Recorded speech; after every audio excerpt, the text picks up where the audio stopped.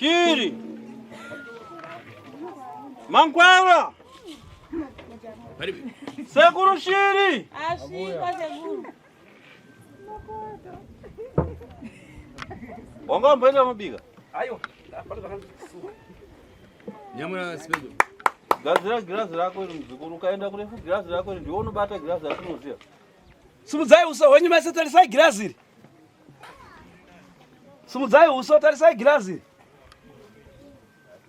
Pana muda ito para za Simon. Pane munhu anozvipara zai Simon here.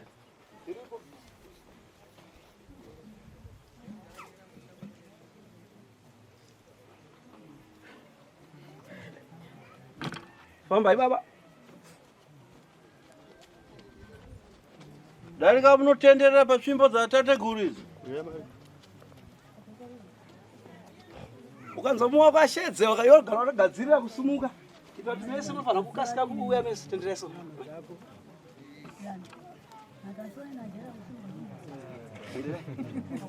Vari kutenderera Sekuru wazukuru wenyu.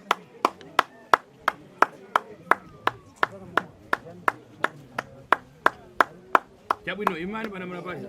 Zvimira pane mukomana wasekuru apa. Apa ngani ndikuona adzukuru. Apa nyaya iri kuonekwa nasekuru apa. Ndikuona misodzi minyoro ino. Sekuru vari kuona misodzi pamatama enyu, misodzi minyoro ya manje uno. Mamba. Manzo here wazukuru. Asi misodzi ndikayangana nawo kuti muntu mukuru. Asi misodzi yamuri kuchema sekuru vachitarisa vari kuona muri kuchema munhu mudiki, mwana mudiki, asi munhu mukuru wamuri kuchema. Pana kadzina kakuchoka pati Juliet. Pane kazita kari kubuda panzi Juliet kana kuti Juliana ndianiko? Mwana wangu. Apa mutamika pasi ari bemwezi. Mwana we makamufushira apa hapana kana svondo.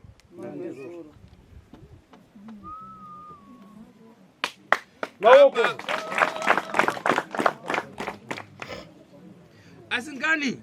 Asi nyaya iyi vazukuru. Pana muntu pamwe wanaona kuzimangirira ini. Pane munhu aonekwa padare rasekuru azosvika pakuzvisungirira nekuda kwenyaya iyi. Nangani yakuwawiwa. Nenyaya yekurwadzwa. Apa ndikayangana dzina Exodus Magwenya neani. Ndakatarisa pane zita rikubuda pagirazi rikuti Exodus Magwenya ndianiko? Ndini Sekuru. Ndio mama wacho. Ndiwe amai vemwana ari kuchemewa yakavigwa we. Ngani yakuipa. David aruboni. Hanzi David ari kupi? David. Dzina rachikwambo rimenera ndikulewa. Hanzi izita rechikwambo sekuru chavari kuona chiri kukunetsai mumusha menyu. Umbafara. Manzwa mashoko aya. Chotori na zina. Hanzi chikwambo chotori nezita. Asi muntu andikuona upita patsogoro apa. Asi pane munhu ari kuonekwa nasekuru ari kupinda pamberi ari kutungamira panyaya iyi yematambudziko ari musha menyu. Mungamuyangana mungamutititia. Sekuru vakamutarisa vakaona vanoona munomuti Tete. Asi muntu ukawo. Solomon zungurira paswedo. Pane anonzi Solomon. Simon ndiwo sinonzi Solomon wacho. Simon baba wakabereka wakatibereka. Fred aripo? Fred aripo ere? Zungurira. Asi wo Fred panzvimbo chababa wenyu chitenderera unonzi Fred.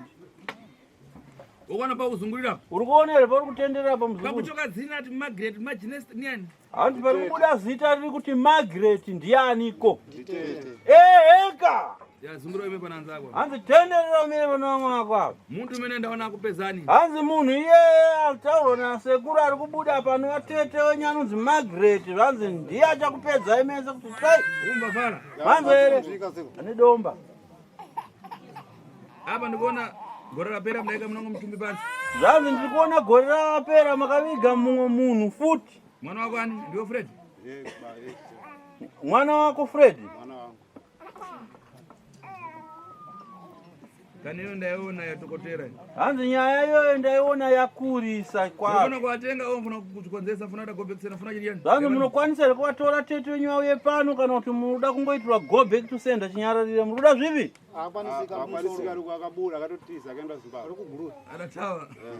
Maoko. Anyana vatambiko. Chabwino mungakare pasi mubwere ticheze. Zvanzi zvakanaka vazukuru, nyararai nekuchema, garai pasi ndichakushedzai muzopinda mudare umu ndikubatsirei.